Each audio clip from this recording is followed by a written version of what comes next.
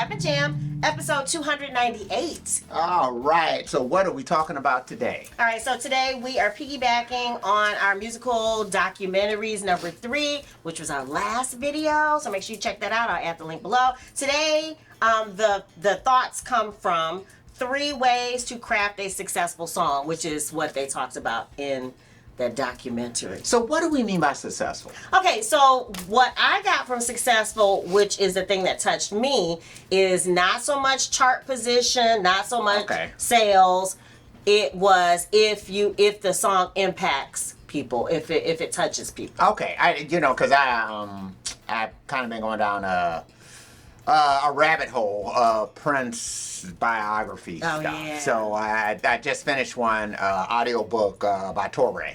Okay. I think it is Nothing Compares to You. It's the one that, so he did one called I Will Die For You. Okay. And then he just recently did one called Nothing Compares to You. Okay. So, and I've heard this a couple of different times where they were asking Prince, so how do you, that he was saying that a song is successful once he completes it.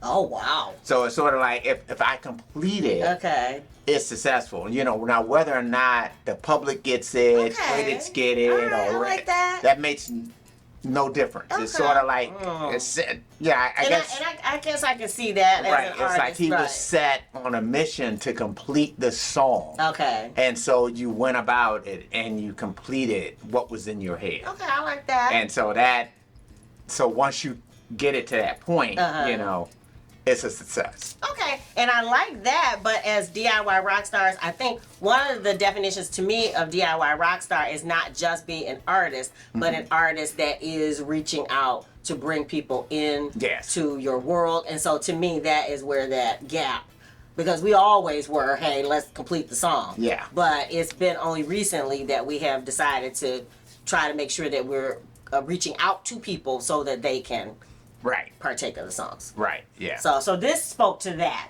And so we just defined successful, which I already knew you were going to ask. But the first point that they made in ways to successfully craft a song, one of the suggestions was to write someone else's story. So what they did in that particular documentary, they spent quite a bit of time talking about a story that one of the songwriters had heard on the news about a father whose son went away to war, and then he died at war, and the only thing he left was his truck, and so the father continued to drive the truck. Yeah, I remember that. Yeah. Right. So the woman heard the story. The Nashville songwriter heard the story. Yeah. She wrote the song from that perspective. Yeah. And it just was the full cycle. Of course, a lot of people related to that whole sentiment, but that was their suggestion. So find someone else's story that touches you. Right. And then put yourself in their shoes. Yeah, I think I heard a similar story about, and I can't remember what artist had done the song or who wrote it, but anyway, it's a song called A Puppy in a Truck. And it was kind of about a woman getting out of her relationship. Aww. And so what she did to get over, the guy she was with, was she got a puppy in a truck. Aww. And so the whole thing is around this whole thing about her, hey, say, I don't give a fuck, I got a puppy in a truck. Right, because that is something that probably a lot of people can relate to. Yes, that you're trying to find ways to cope.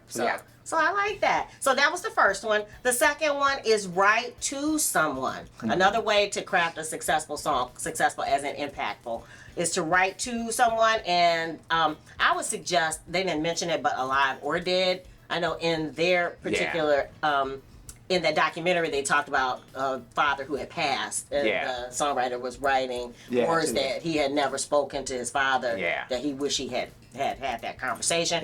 But so that was the dead. But it could be someone alive that you the words you can't say. I think I kind of did that when our daughter reached a certain age, and we had this thing where I realized she was her thinking on issues was slightly different than ours, and she was mad at us for a while because we had a couple of conversations, and I'm like, I have to move on. So it was words that I couldn't say to her that I still haven't said to her, but that was kind of part of it.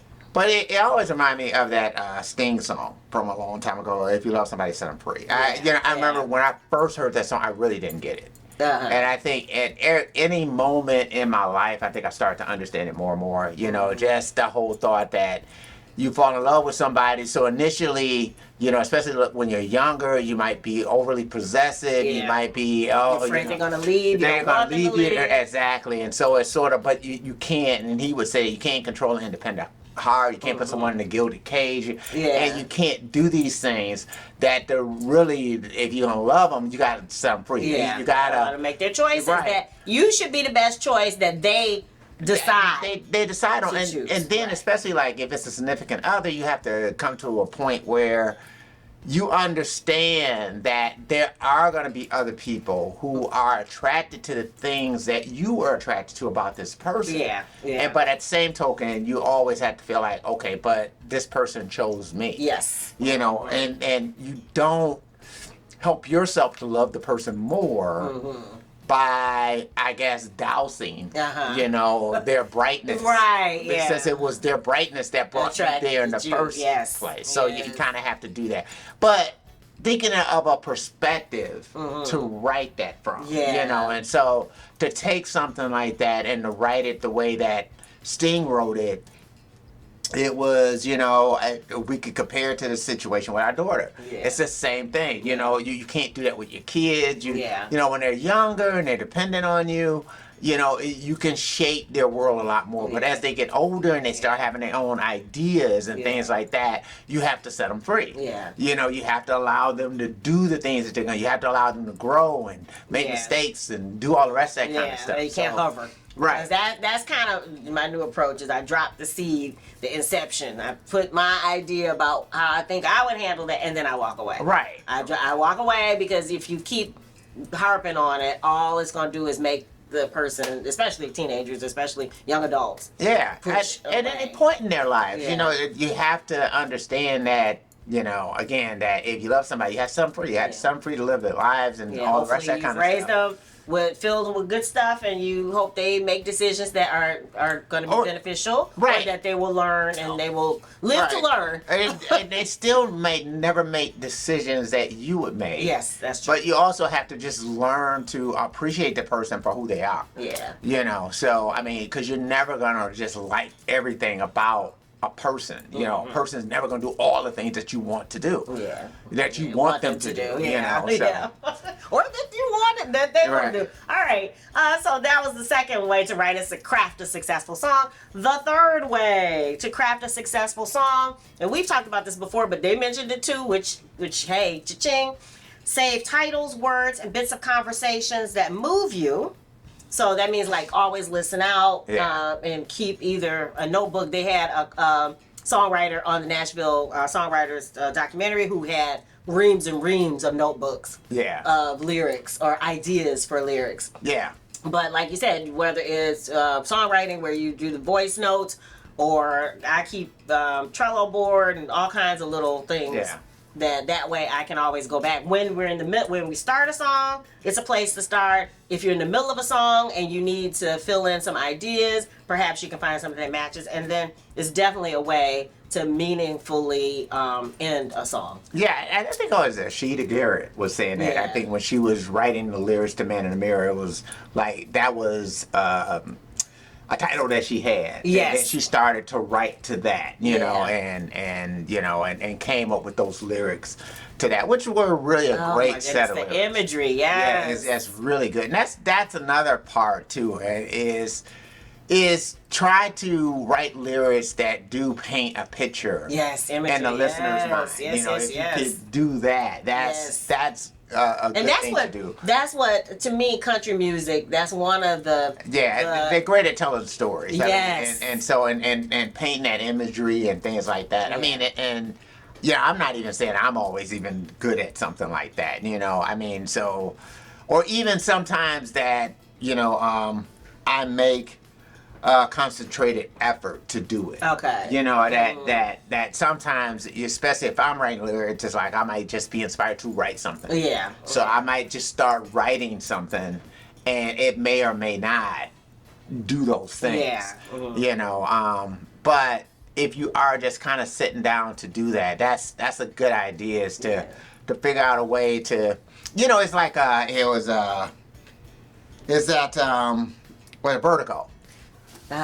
With You too? with you too, Okay. and instead of saying, you know, she had a chain that had a crucifix on it. He said she was dancing with Jesus around her neck. Oh yeah. You know, and so yeah. just by saying Jesus around her neck, instead of, I saw that. Yeah. You know, and instead And of it just being also- completely literal. It could have also, been something, yeah. It also could mean that she's being weighed down. It could You know, have so you could been take it right. more It ways, could have but you been definitely right see it. metaphorically. You Yeah. could see this, Yeah. but he just him saying that. Yeah. You know, it's like all of a sudden images come to your head. Yeah.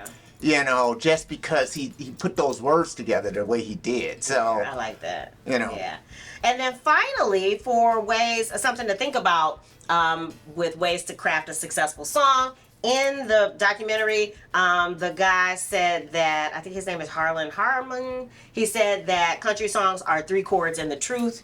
And I think what we were thinking that what he meant by that is it's the same notes, you know, for all of us musicians, and that it really is about connecting those universal ideas, Yeah. like hope and love and trust and things like Right. that, Yeah. to the music. That it really is the lyric that brings a lot of times the song to life. So Yeah. just make sure that it's somewhere in there, some of those things that we already talked about, he called the truth. Yeah. You know, that part of the human experience, that's something that whether we're in a technological age, Yeah. or whether we're back in dinosaur days, some of these things, you know, they communicate, they relate, human to human. Yeah, but it kind of takes me back to another point, and this might be slightly getting off the where we at with this, but as far as I'm saying that, and that is the fact that songs are usually very rudimentary. With that we don't just go and just start doing all these complex, you know, chord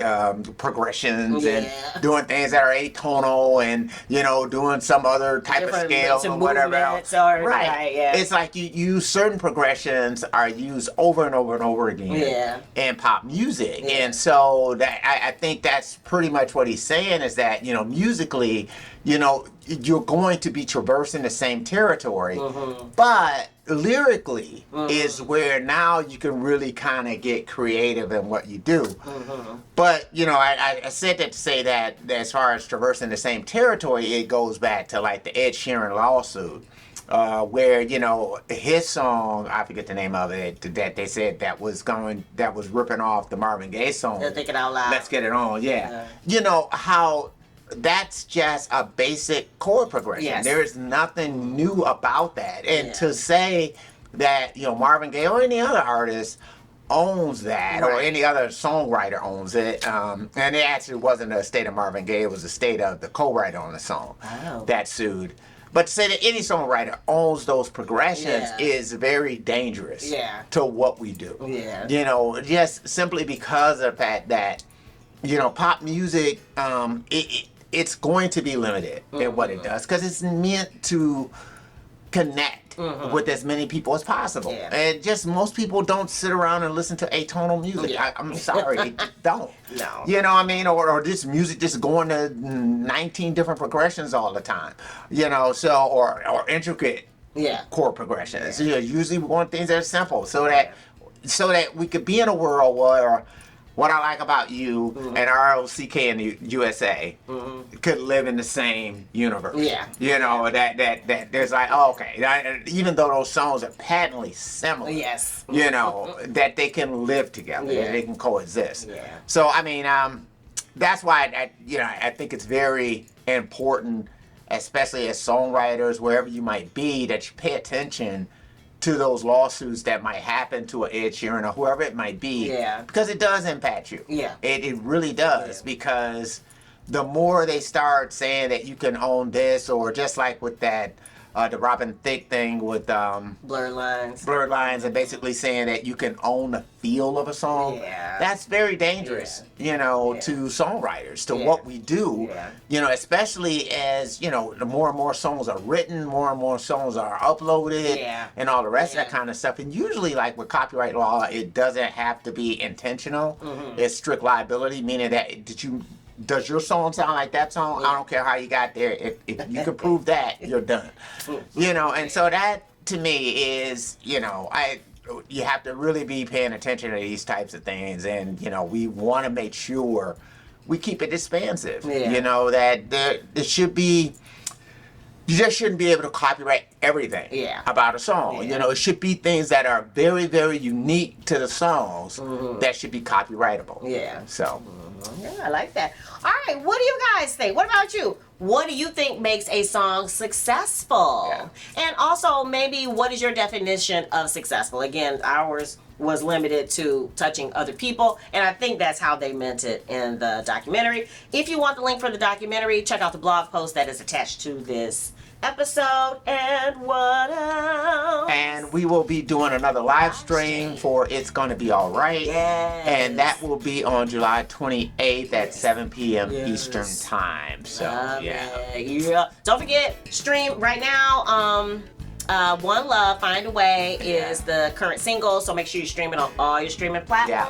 Yeah, but Give Love Freely is still out there. Give Love Freely, and Every Heartbeat is still out there. So, yep. So go ahead and stream it. You can even check them out on YouTube. So, Yes, I love wherever it. you want to stream it at, just go ahead and do it. All right. If you dig the vibe and you want to be a part of the tribe, be sure to. Subscribe. We're wishing you love, peace, and Chicken grease.